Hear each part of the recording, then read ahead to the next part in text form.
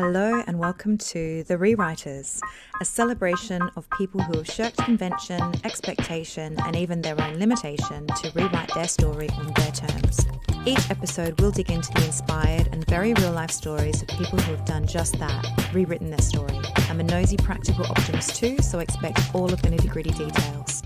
If you're an ambitious seeker craving a different kind of lifestyle, career or business, but have felt held back by your own or other people's beliefs about what's possible or permissible, The Rewriters is for you.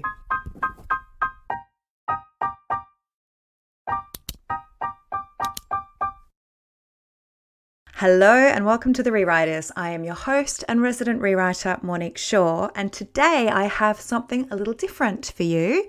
It is my first ever weekly rewrite edition. So let me explain what that is and why I'm doing it. So the weekly rewrite is my weekly newsletter. It's out every Wednesday morning, and each week I sit down and I write something fresh to the people that subscribe to my newsletter about a topic that has inspired me, something that's happened in my day-to-day life, in my work with my clients, something that I've heard or I've read that sparks something, and that becomes the basis for that letter. So the topic that I'm talking about today is career change and why I don't believe it's a fickle thing. So that is following a conversation that I had with a friend and mentor of mine, Jim, and we were talking about changing our minds when we've worked towards something that we really are interested in and care about, and then we change our minds and why that gets a bad rap. So that conversation planted a seed, which became my newsletter.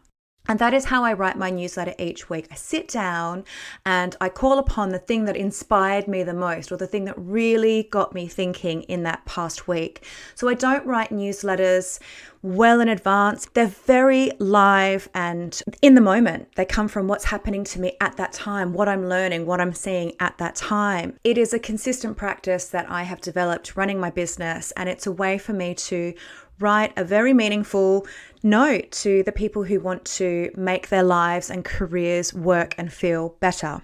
Now, I've decided to change that up a little bit. And the reason that I've decided to do that is because I really believe in the stuff that I'm writing about. And I get notes back from people who read this to say, this one really resonated with me. Last week's weekly rewrite, for example, was about a woman called Casey Davis. She's ADHD, and she talks about how the fact that she finds it difficult to keep her house clean isn't a sign of her lack of morality. You know, she has a system that she has developed that helps her to clean her house in a way that works for her ADHD way of thinking and way of perceiving her environment, and that works for her. And the friend that sent me the note also has ADD. The stuff that a lot of coaches and people talk about, we have to be really careful that we're not presenting it in a way that takes the position that we know what's best, or this worked for me, therefore it'll work for you. I sent that letter out and recommended this woman and the book as a way of saying, if you can't keep your house tidy, that doesn't make you a bad person, you know? And if someone's approach doesn't work for you, that's cool. Listen to different voices. Find other people who do inspire you and do resonate. And off the back of that, I got notes back. People have bought the book. People have said that the topic really resonated. So I think that the stuff that I talk about has a lot of legs, and currently it's being kept within a newsletter, and I wanted to share it with a wider audience and also share it in different ways. So one of those ways is a weekly podcast where I'm going to just talk off the cuff, not particularly well planned out, but just me talking through the ideas for that week, allowing us to create a little bit of a conversation, a bit of a dialogue on these topics. I'm also going to be publishing a long form version of the newsletter on my website on the blog page. So it's rewrite.com/blog. And if you subscribe to the weekly rewrite, you will get the link to the podcast and the link to the article, as well as a curated selection of different things that I've been reading, listening to, watching, hearing about, all about making work and life feel better and work for us, because that's what this is all about. Okay, so this is the first one. Hopefully I'm not waffling too much. I'm used to being very well planned and well thought through. The standard long form episodes of the podcast will still be released each month. I hope you enjoy it. And if you haven't read the weekly rewrite this week, or you haven't read the article, please check out rewriterewrite.com/blog, or subscribe to the weekly rewrite on my website as well. And I will include, of course, all of the links in the show notes. Right, let's get on with the topic. So this week I wrote about why changing your mind about your career isn't fickle. This came off the back of a conversation that I was having with a friend and mentor of mine, Jim. This is something that's actually come up quite a bit in conversations that I've had with guests on the podcast and in conversations that I have with friends and clients as well. I'm thinking of a client in particular, actually, who is someone who is drawn to different things and then moves on to something else. And she saw that as a really bad thing. Now, there's an interview that I did with Dr. Parth Shah. I will link to that in the show notes. And he was a man who had multiple careers, and he would have a very successful career, and then he would completely rewrite it and do something different. When I say completely rewrite it, I don't mean that he threw out everything about the career that he had, but he rewrote the story. So for example, he was working as an academic in his particular field. He decided that he didn't want to do that anymore, and he rewrote that. He went and became a management consultant, still in his area of expertise, but an entirely different environment, an entirely different way of working, an entirely different way of living as well. And then he rewrote that again, still in the same field, but he decided to open his own practice. When we spoke, he was talking about thinking through his next rewrite, and he was considering, becoming an entrepreneur and experimenting with something a little bit different. So he was changing course. There was a common thread running through it, but he was changing things, and that can make people uncomfortable. So our conversation was about how to change career when you are uncertain. The other person that I spoke to was a woman called Sarah Potter, and she is La Dolce Vita coach. She's all about creating the sweet life. She got onto a really great grad program, did well at university, ticked all of the boxes, did the things that her, probably her family expected, society expected, etc. She went full throttle into the corporate world and was successful. She really rose the corporate ranks, and she reached a point where she actually started to burn out. In fact, she burnt out, she got sick, and she decided to completely reevaluate her life. Now she lives a life where she does lots of different things, and that can make people feel uncomfortable. She is a coach, she has a vegan bakery, she does hypnotherapy, she does all sorts of things. The thing about doing lots of things, the thing about changing your mind, is there are a lot of connotations about that are negative. So for example, if you change your mind, it meant that you got it wrong. So whatever it was that you were doing, you got it wrong. And now you're changing your mind because you didn't make the right decision before. And that is a really bad thing. Changing your mind means you're fickle, and being fickle is a bad thing. Changing your mind means you made a mistake, and making mistakes is a bad thing.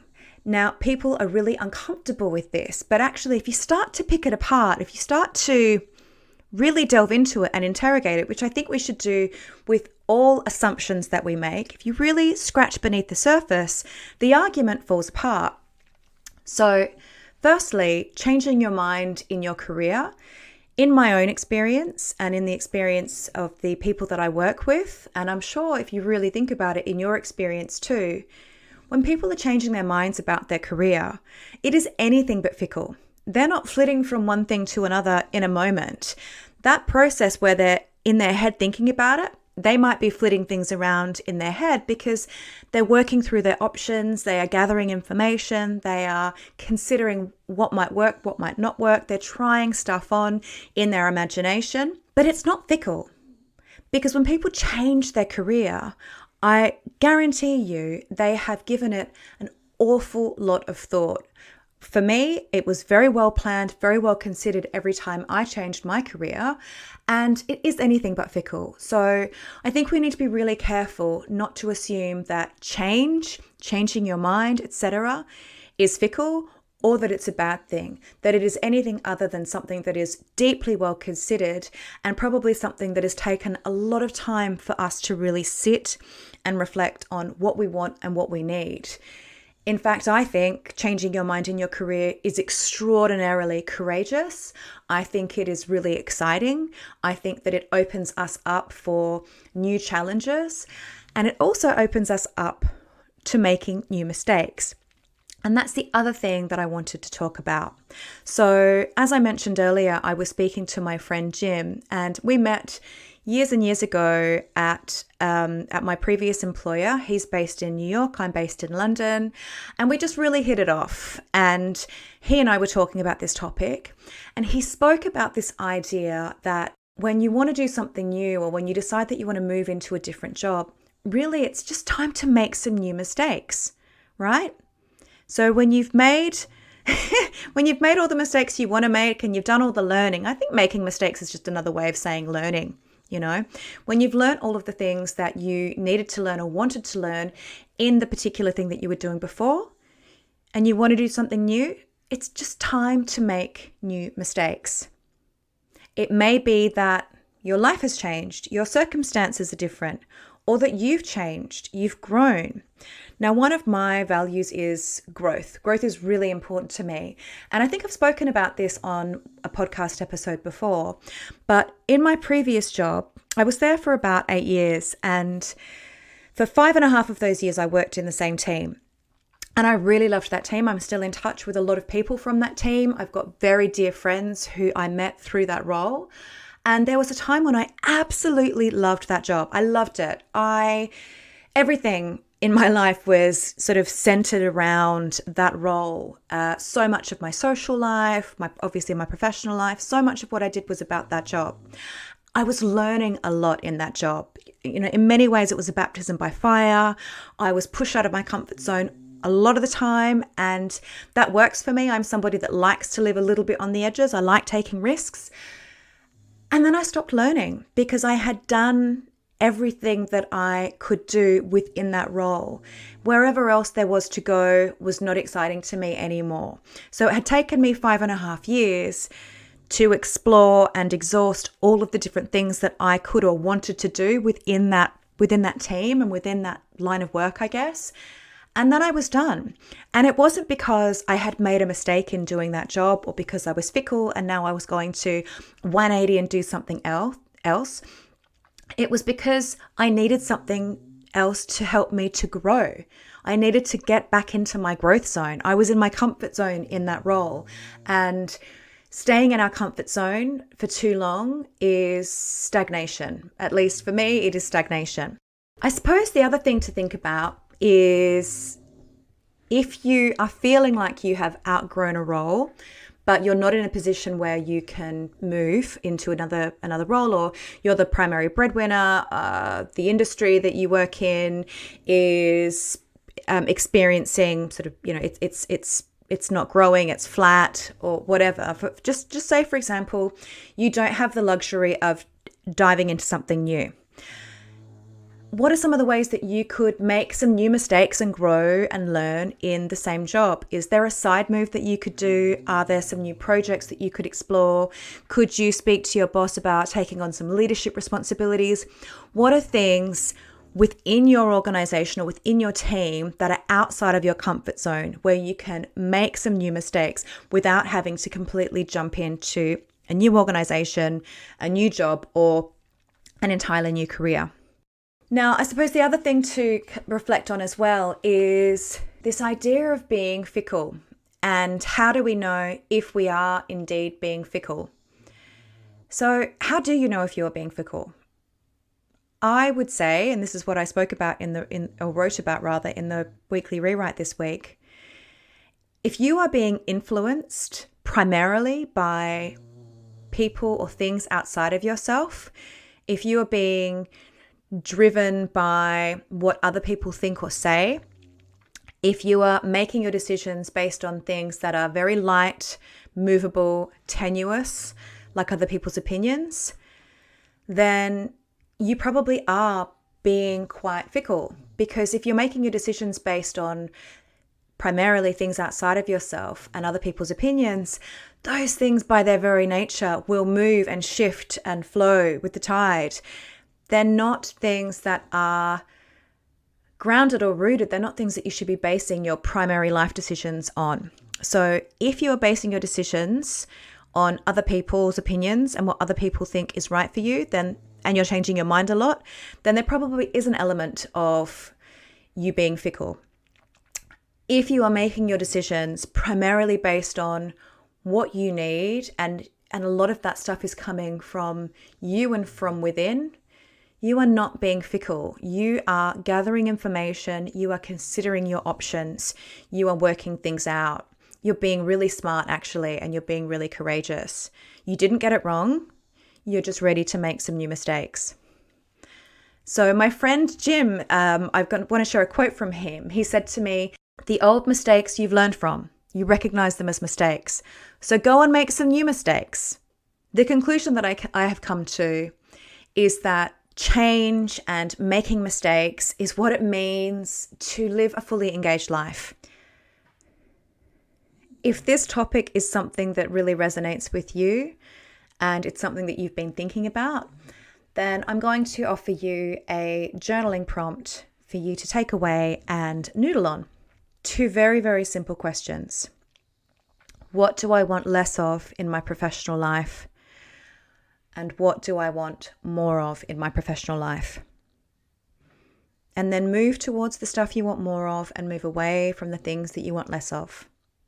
And trust yourself. Listen closely enough and you will know. So that's all for the weekly rewrite. I hope that this was not too meandering and that you enjoyed it. As I say, if you want to get the weekly rewrite newsletter in your inbox on Wednesdays and the long form version of this article and each article each Wednesday, then please do subscribe. I will be back next week with another edition of the weekly rewrite, and I will have a long form version of the podcast ready for you shortly too.